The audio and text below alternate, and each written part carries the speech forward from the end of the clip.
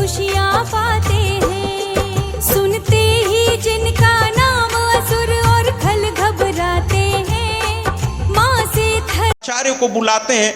आजकल एक परंपरा चल गई है महाराज, आचार्य का ही हम अपमान कर देते हैं।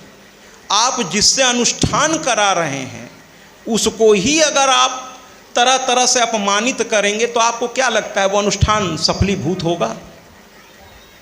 वो अंदर से दुखी है तो ये अनुष्ठान फलीभूत होगा? नहीं होगा महाराज, नहीं होगा। देवी भागवत की कथा बता रही है आपको कि गोभिल ऋषि ने थोड़ी सी, चूंकि बूढ़े थे, थोड़ा सांस लेने में उनको थोड़ी सी दिक्कत हुई और मंत्र थोड़ा सा अपभ्रंशित हुआ, उससे कुछ खास फर्क पड़ना नहीं था। लेकिन देवव्रत जरा क्रोधी स्वभाव का था, तुरंत बोल पड़ा, बिना सोचे समझे बोल पड़ा। आचार्य को, व्यास को या किसी भी विद्वान को जब अनुष्ठान में आप बैठा दें, उसको पूज करके, क्योंकि वर्ण आप करते हैं, ये एक परंपरा है कथा में या कहीं भी आप, जैसे आचार्य को भी आपने वर्ण किया होगा, अपना प्रतिनिधि बनाया होगा, तो फिर उसकी आज्ञा का पालन करिए महाराज। 9 दिन आप उसको समझ लीजिए कि वही इसका ज्ञाता है, आप अपनी आज्ञा उस पर मत ला दिए।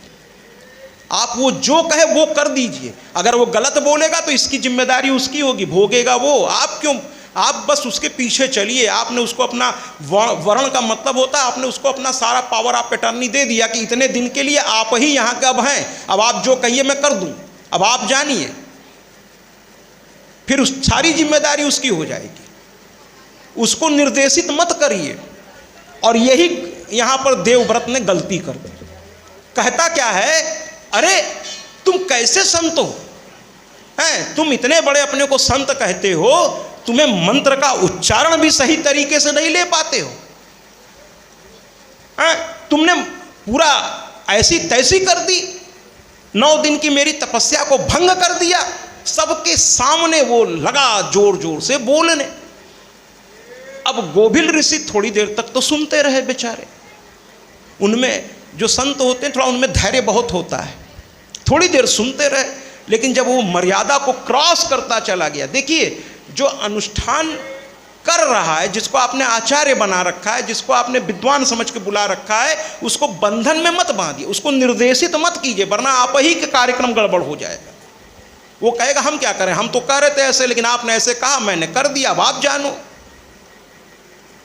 उसको जैसे दर्जी को अगर कपड़ा सिलने को दीजिए तो उसको बस बता दीजिए मुझे कैसा चाहिए, लेकिन उसको ये मत बताइए ऐसे करो, कल को सिल के दे देगा, खराब होगा तो कहेगा आप तो कहे थे कैसे से कर दो, मैंने कर दिया। वो आप पे डाल के निकल लेगा, इसमें आप ही फंस जाओगे। तो उसको निर्देशित मत करो, आप कह दो ये काम मैंने दिया है आपको, अब आप देखो इसको कैसे सफल करना, आप जानो। अगर मुझे आता होता तो मैं आपको क्यों बुलाता? अब आप जैसा कहो मैं कर दूंगा, ठीक से होना चाहिए, लेकिन हस्तक्षेप मत करिए, इसको ऐसे करो, इसको ऐसे करो। अगर आप ऐसा करोगे तो आप अपने ही अनुष्ठान की बाट लगाने में लग गए हो आप। तो देवव्रत को यही गलती हो गई, उन्होंने निर्देशित करना शुरू किया, वो भी आचार्यों को। ये क्या किया तुमने ऐसे, अरे मैं भी जानता हूं तुम ऐसे बोल रहे हो। अब गोभिल ऋषि को क्रोध आ गया महाराज। क्रोध में कांपते हुए उन्होंने श्राप दे दिया, कहा कि जिस पुत्र के लिए तुमने इतना सब कुछ किया, लेकिन भरी सभा में तुमने अपने ही आचार्य, जिसको तुमने वर्ण किया था, प्रतिनिधि बनाया था, तुमने उसी का अपमान कर दिया। जाओ मैं श्राप देता हूं कि चूंकि तुमने देवी भागवत सुना, इसलिए पुत्र तो अब होगा। ये तो देवी भागवत का महात्मा, इसको कोई अब रोक नहीं सकता। चूंकि 9 दिन तुमने पति पत्नी ने साधना किया है, तो श्राप मेरा तुम्हारे पुत्र होने से तो नहीं रोक पाएगा, वो तो अब होगा। ये वो देवी भागवत का प्रताप है कि तुम्हारे भाग्य में पुत्र नहीं था, लेकिन तुमने साधना की, अखंड साधना की, उसमें तुम्हें कोई दोष भी नहीं किया, 9 दिन कथा संपूर्ण किया, इसलिए पुत्र तो होगा। लेकिन आचार्य का तुमने अपमान कर दिया, इसलिए मैं श्राप देता हूं कि पुत्र तो होगा, लेकिन वो मतलब उसमें विद्वता का व भी नहीं होगा, यानी महामूर्ख होगा। अब ये सुनते ही महाराज ये श्रापित कर दिया उसने, ये सुनते ही अब देवव्रत की सिट्टी पिट्टी गुम। अब वो घबरा गए, मार पसीने पसीने हो गए महाराज। कहने लगे ये क्या कर दिया आपने। अब उनको होश आया कि मैंने क्या कर दिया। कहने लगे कि भैया ये क्या कर दिया आपने। अब वो घबराने लगे, अगल बगल के लोगों की ओर देखने लगे। लोगों ने इशारा किया जल्दी से पैर पकड़ लो, अगर भला चाहते हो तो आचार्य का पैर पकड़ो, संत बड़ी जल्दी पिघल भी जाते हैं। इसने आओ देखा ना ताओ लिपट गया गोभिल ऋषि के चरणों से, लगा रोने, कहा मुझसे गलती हो गई, अरे मैं इंसान ही तो हूं, गलती हो गई, मैं अपनी मर्यादा से बाहर आ गया, मुझे माफ कर दीजिए, मुझसे भूल हो गई। अरे लड़का ही नहीं पैदा हो रहा था, यही एक दुख की बात थी, अब पैदा होगा देवी कृपा से, देवी भागवत की कृपा से, लेकिन अब आपके श्राप मिलने से मूर्ख होगा, और मूर्ख बच्चे का पिता होने से तो अच्छा है मैं निसंताने रहूं। तो देवी भागवत के प्रताप से जो बच्चा होना है या तो उसी को रोक दीजिए, लेकिन ये मूर्ख बच्चा, क्योंकि मैं रोज मरूंगा, रोज लोग मुझे ताना देंगे इसका लड़का किसी लायक नहीं है, इस ताने से तो मैं रोज मरूंगा महाराज, ये श्राप या तो वापस ले लो या लड़के को ही नहीं होने दो। अब ऋषि भी पछताने लगे, संत बड़े जल्दी पिघल जाते। जब वो रोने लगा तो उनको दया आने लगी, कहे मेरे मुंह से क्या निकल गया। आचार्य तुरंत कहने लगे अब क्या करूं। उसको उठाया उन्होंने, कहा देखो भरी सभा में तुमने मेरा अपमान किया, मुझे भी क्रोध आ गया, मैंने भी कह दिया, लेकिन अब मुझे भी पछतावा हो रहा है, लेकिन अब करूं तो क्या करूं, मुंह से तो निकल गया, तो अब क्या हो। तो कहने लगे रुको माँ का ध्यान करता हूं। फिर वो बेचारे देखिए, इसी को संत कहते हैं, इसकी भलाई के लिए माँ का ध्यान करने लगे, और माँ का ध्यान करते करते अचानक उनके मुंह से निकला जाओ तुम्हारा लड़का मूर्ख तो होगा, अब चूंकि श्राप मैंने दे दिया है, लेकिन एक चीज उसमें होगी, और वो होगा कि मां का वो परम भक्त होगा। तालियां अब यहां बजाइए, क्योंकि मां की भक्ति मेरे श्राप से उसे मुक्ति दिलाने का, न केवल श्राप से बल्कि वो जीवन में पुनः सब कुछ पा जाएगा, क्योंकि मां की भक्ति में इतनी शक्ति होती है महाराज, मां की भक्ति में इतनी शक्ति। बिल्कुल जाओ। अब वो उठ गए, आंसू पोंछ लिया, और इसके बाद पूरा हवन इत्यादि पूर्ण हुआ, सभी की विदाई कर दी गई। विदाई के समय भी जितना हो सका उसने सम्मान दिया, सब लोग विदा हो गए, अपने अपने घर चले गए। ये कुछ दिनों के बाद बात आई गई हो गई, लेकिन कुछ दिनों के बाद उसकी पत्नी गर्भवती हो गई, और उसके बाद संतान पैदा हुआ। इतना प्यारा देखने में लगता था, चूंकि माँ का वरदान था, बहुत प्यारा लगता था, बड़ा प्यारा लगता था। धीरे धीरे वो बड़ा होने लगा। स्कूल में जब वो शिक्षा लेने के लिए गया तो वहाँ जो सिखाया जाता था उसे वो समझ में ही नहीं आता था। श्राप श्राप श्राप का फलीभूत हो रहा है। अब कितना भी शिक्षक पढ़ाते थे उसके पल्ले कुछ नहीं पड़ता था। उसके साथ के साथ ही एक एक क्लास करके आगे बढ़ते जा रहे थे, और वो वहीं का वहीं टिका हुआ था महाराज, वहीं का वहीं टिका हुआ था। अब लोग चिढ़ाना शुरू कर दिए उसको भी, उसके पिता को भी। लोगों को तो मजा कहते ना, लोगों को मजा कहते ना, बड़ी एकता देखी है इस जमाने में, बड़ी एकता देखी है इस जमाने में, जिंदों को गिराने में और मुर्दों को उठाने में बड़ी एकता देखी है इस जमाने में। माने जो जिंदा है उसको कैसे नीचे गिराया जाए, और अगर मर गया तो कंधे कमी नहीं होती। लोग कहते हैं अरे जल्दी जल्दी आओ आओ, कंधा लगाते हैं, इनको फूंक के आते हैं। तो जो जिंदा है उसको गिराने में लगे, और जो मर गया वो कहते नहीं इसको उठाओ। बड़ी एकता देखी। अब लोग चिढ़ाने लगे, जो जो उसके दुश्मन थे वो मजा लेने लगे, कहें क्यों देवव्रत, बड़ा कथा हुआ, बड़ा आनंद आया, लेकिन क्या फल मिला?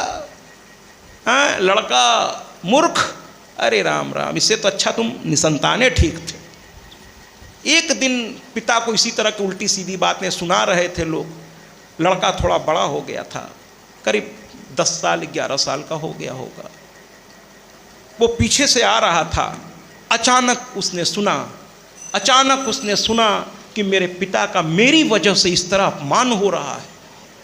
वो लड़का रोने लगा कि लानत है मेरे जन्म पर। अरे हर उस पुत्र को ये बात समझनी होगी, हर पुत्री को, जिस दिन आपके कर्म से आपके माता पिता और आपके पूर्वजों का सर शर्म से झुक जाए, उस दिन अपने आप को धिक्कारना बच्चों कि लानत है मेरी जिंदगी पर। आप जब अकेले रहते हो, इसीलिए मैं कहता हूँ अपने बच्चों को ले आइए, क्योंकि मैं शिक्षक रहा हूँ, वो भी इंटर में, इसके बाद प्रिंसिपल, फिर डायरेक्टर, तो मैं बच्चों से बहुत बातें करता हूँ। जिनकी उम्र बीत गई उनकी तो कट गई, लेकिन जो अभी भविष्य है हमारा, कथा तो उनको सुनानी चाहिए, समझाना उनको है जिनका अभी भविष्य सामने खड़ा है, कि इनको सही रास्ते पर रहना होगा। जब आप एकांत में समझकर, और आजकल मोबाइल, अब इस पर किसी और दिन चर्चा होगी, ये एक बीमारी है महाराज जो बच्चों के हाथ में चली गई है, ये इनके अंदर मनोविकार पैदा कर रहा है महाराज। इस पर हम लोग ध्यान नहीं दे रहे हैं, ये भी एक तरह का नशा हो रहा है। जिसको देखो मोबाइल में, इनकी चिंतन शक्ति खत्म की जा रही है।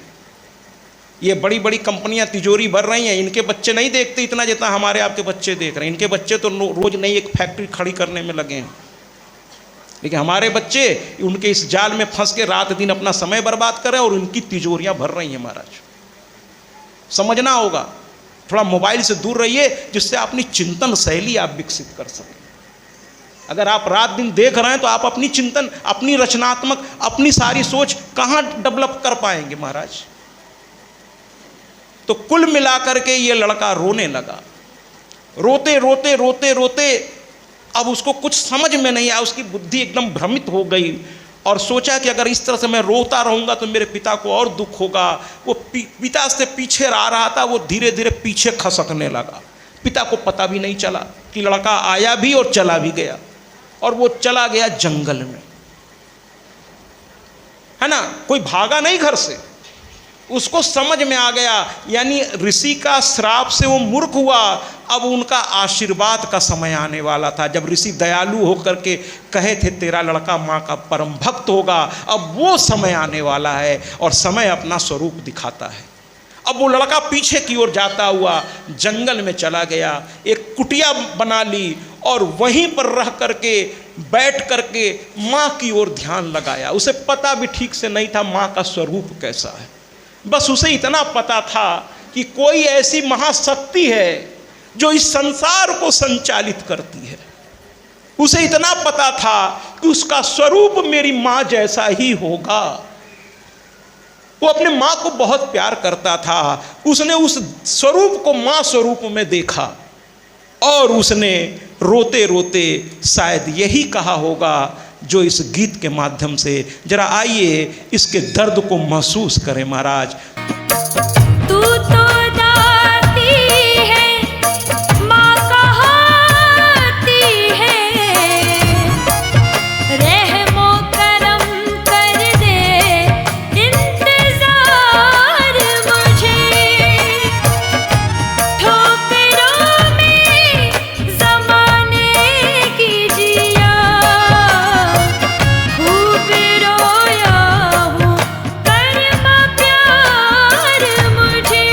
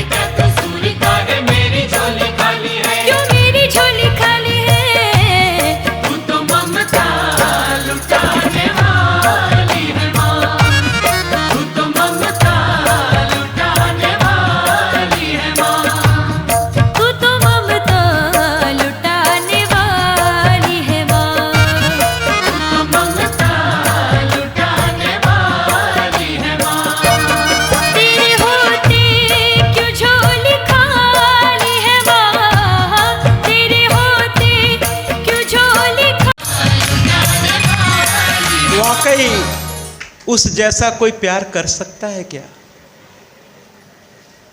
उस जैसा कोई दुलार दे सकता है क्या? उस जैसी करुणा किसी और में हो सकती है क्या? जिस पर ये खुश हो जाए महाराज, फिर तो सब कुछ बदल जाने लगता है। इसके हृदय में माँ की भक्ति जग गई, यानी संत का दिया हुआ आशीर्वाद प्रकट हो गया, और आज वो अपने आप से एक प्रण लेता है। मैं आपसे बताना चाहता हूँ कि व्रत केवल उपवास रहने का नाम नहीं है। ये जो आप लोग कहते हैं ना, हम व्रत रहते हैं महाराज, हम उपवास रहते हैं महाराज, अब ये और बात है कि उपवास के नाम पर अन्न छोड़ के दिन भर में न जाने आप क्या क्या खा लेते हैं, वो एक अलग मैटर है। मैं एक घर में कथा कर रहा था, वो लोग बहुत आदरणीय गुजरात के, तो उनके परिवार में सौभाग्य मिला, वो कथा भी पड़ी हुई है यूट्यूब पर। बहुत आदरणीय व्यक्तित्व था, 84 साल से ऊपर की उम्र होगी, उनके बच्चे संभालते थे। तो वो कहने लगे, एक दिन अपने ही निवास पे ऊपर बहुत अच्छा उन्होंने गेस्ट हाउस टाइप का बनाया, उसमें उन्होंने मुझको ठहरा रखा था। उपवास का सही अर्थ समझ लीजिए, इसको संधि विच्छेद कर दीजिए। उपधनवास, उपधनवास, इसको संधि विच्छेद कर देते हैं।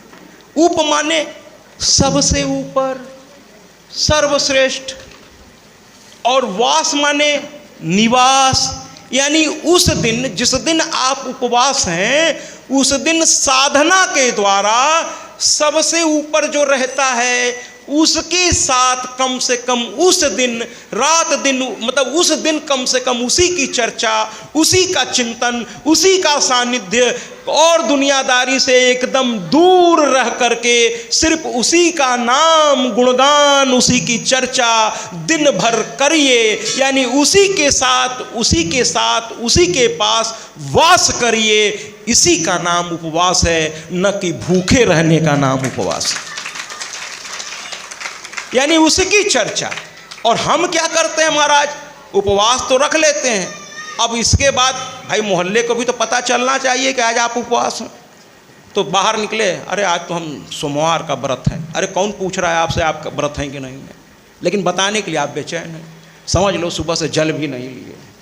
कौन पूछा आपसे कि आपने जल लिया है कि नहीं लिया है, लेकिन आप बताने के लिए बेचैन है। जब तक 4-6 लोगों को आप बताएं ना, कहाँ मन भरता है। और जब चर्चा छिड़ गई तो थोड़ी अड़ोस पड़ोस की भी चर्चा छिड़ गई। देखिए यहाँ भी कुछ माताएं चर्चा कर रही हैं अड़ोस पड़ोस की, अरे देखो वो फलनिया की बहू के बारे में। अब आप हैं उपवास और आप चर्चा किसकी कर रही हैं। इसको समझना होगा कि उपवास में चर्चा भी भौतिकवादी दुनिया का अगर करना है तो काहे का उपवास, फिर काहे को शरीर सता रही हैं आप, या काहे को शरीर सता रहे हैं आप। अगर उपवास रहना है तो फिर सारी दुनिया से अपने आप को उस दिन के लिए कम से कम कट ऑफ कर लीजिए और चिंतन करिए ना उसकी। एक दिन आपने समय निकाला है, भूखे रहने का मतलब यह है कि मन को एकाग्र करना। भाई पेट के लिए ही तो दुनिया सारा चक्र चलाती है। तो संतों ने सोचा कि अगर कह दें कि आज खाने की जरूरत नहीं है तो कम से कम दुनियादारी से आदमी थोड़ी देर के लिए दूर हो जाएगा। हमने इसको उल्टा ले लिया, हमने कहा नहीं उपवास है तब तो आज काजू की बर्फी से शुरू करना है, तब उसकी व्यवस्था भी करनी होगी, फिर तो फलों का जूस भी चाहिए, भाई ऊर्जा भी चाहिए। तो जब ऐसा उपवास करेंगे तो क्या फायदा, समझ रहे हैं आप।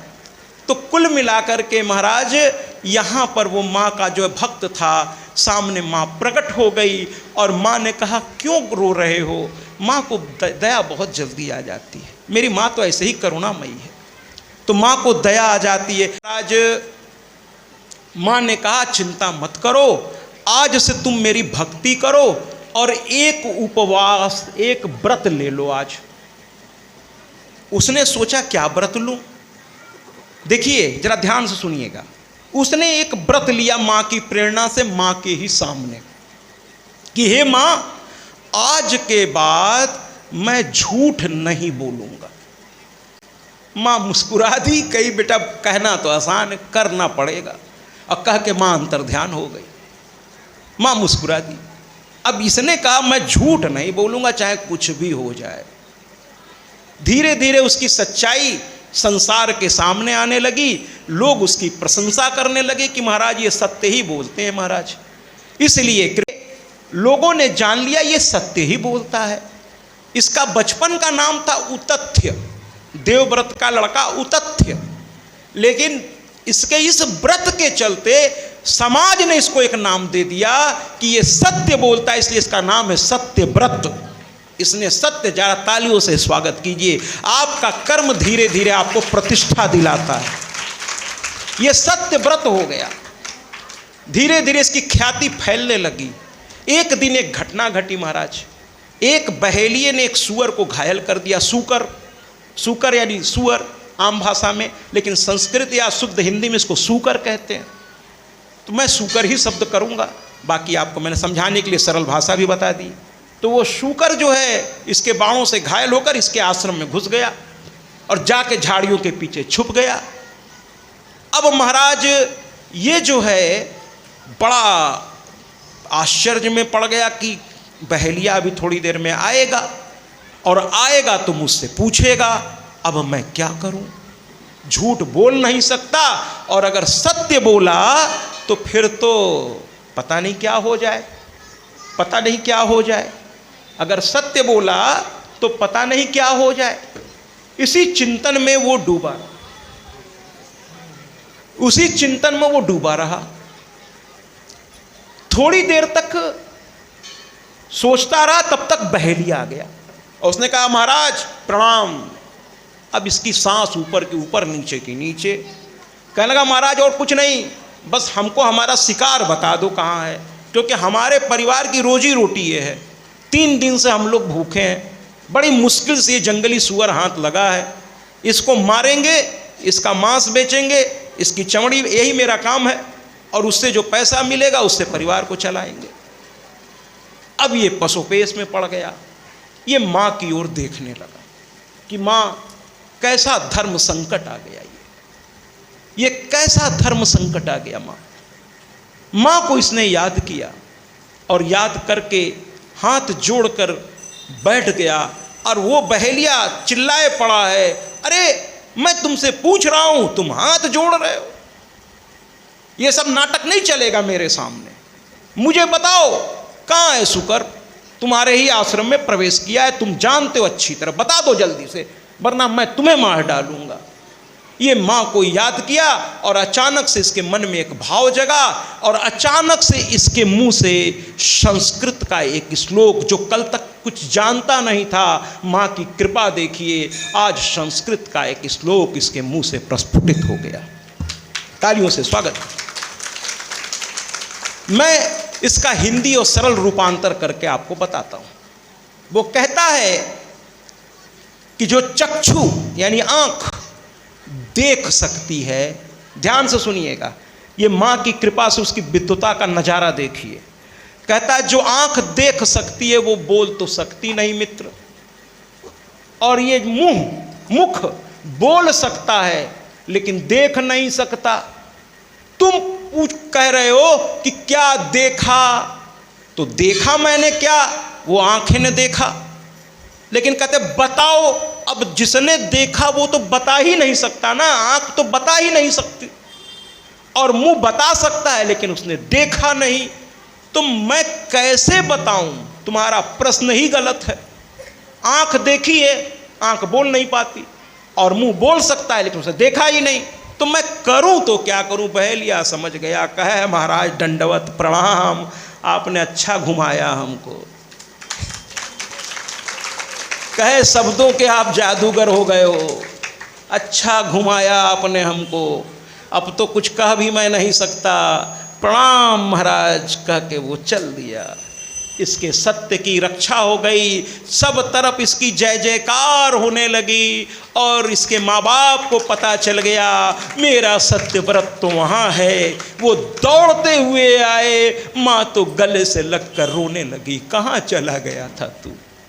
कहने लगा आपको छोड़ के जाऊँगा कहाँ? मैं कोई घर से भागा नहीं था, मैं तो साधना कर रहा था, और विद्यार्थी जाकर के पाठशाला में पाठन करते हैं, पठन, मुझे वहाँ तो नहीं समझ में आया तो मैं यहाँ चला आया, मैंने माँ की गोद में शिक्षा ली।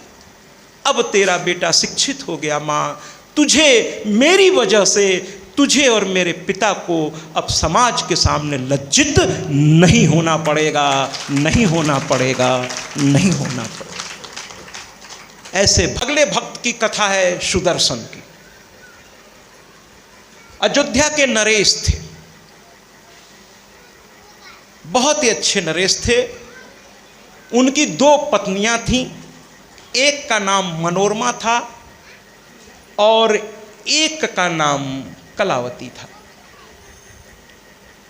मनोरमा नाम की जो पत्नी थी वो मां की बहुत बड़ी भक्त थी। दूसरी पत्नी के नाम को लेकर के अलग अलग लोगों ने अलग अलग व्याख्या की है, मैं उसमें नहीं जाना चाहता। मैं मनोरमा चूंकि मुख्य कैरेक्टर है, मैं उन्हीं को पकड़ूंगा। मनोरमा मां की परम भक्त थी, घर की सबसे बड़ी। उस जमाने में बहुविवाह प्रथा थी महाराज, एक ही पति की कई पत्नियां हुआ करती थी। अब तो महाराज एक नहीं संभलती, कई के तो चक्करे छोड़ दीजिए, एक ही नहीं संभल रही लोगों से। तो कुल मिलाकर के उस जमाने में बहुत सारी पत्नियां हुआ करती थी। तो 2 पत्नी थी, महाराज बड़े प्रसन्न रहते थे, बड़े अच्छे व्यक्ति थे, प्रजा भी उनसे बड़ा संतुष्ट रहती थी महाराज। एक दिन महाराज जो है शिकार करने गए, वहाँ उनका सामना सिंह से हो गया। सिंह से 2-2 हाथ करते हुए महाराज वीरगति को प्राप्त हो गए। ये खबर जंगल में आग की तरह फैल गई कि महाराज को तो वीरगति प्राप्त हो गई, लेकिन उसके पहले इनको 2 पुत्र हो गया। महाराज कृपया बच्चों को शांत रखें। इनके पहले इनके 2 पुत्र हो गए। मनोरमा से पुत्र जो हुआ उसका नाम था सुदर्शन। चूंकि माँ भी भक्त थी और रात दिन माँ की कथाओं को श्रवण किया, देवी भागवत को जगह जगह सुनती थी, और राजा से कहकर एक बार उसने देवी भागवत का अनुष्ठान भी किया था पति पत्नी ने, और उसी के बाद ये ऐसा पुत्र पैदा हुआ। देखिए महाराज, एक बात ध्यान से सुनिएगा, आजकल पुत्र पैदा ही कहाँ हो रहे हैं महाराज। आप कहेंगे नहीं नहीं हमारे 2 पुत्र हैं, भगवान करें कि आपके वो 2 पुत्र हों, लेकिन आजकल तो मुझे पुत्र नहीं महाराज, लड़के दिख रहे हैं। आजकल हम लोग लड़के पैदा कर रहे हैं, पुत्र नहीं पैदा कर रहे हैं। अधिकतर घरों में तो भाई लड़के ही मुझे दिख रहे हैं। उसकी वजह जानते हैं क्या है? पुत्र पैदा होता है उपासना से और लड़के पैदा होते हैं वासना से। समझिएगा जरा मेरी बात। आजकल जो पैदा हो रहे हैं ना, ये वासना से पैदा हो रहे हैं। अब आप कहेंगे महाराज जरा इसको समझाइए, मैं समझा देता हूँ। अयोध्या के नरेश को भी पुत्र जल्दी नहीं होते थे, क्योंकि इतने बड़े राज्य का उत्तराधिकारी कोई बहुत बड़ा पुण्यात्मा ही हो सकता है। तो गुरुओं के पास जाते थे और गुरु कहते थे उपासना करो, अनुष्ठान करो, तभी कोई पुण्यात्मा तुम्हारे घर में आएगा। आप आचार्यों से पूछिए, विद्वानों से पूछिए, 16 संस्कार हमारे जीवन में बताया गया है। गर्भाधान भी उसमें एक आता है। हम आदि शक्ति माता दुर्गा की कथा सुनाते हैं, हम कथा सुनाते हैं। जिनकी कृपा से दुख विपदा संकट मिट जाते हैं, सब खुशियाँ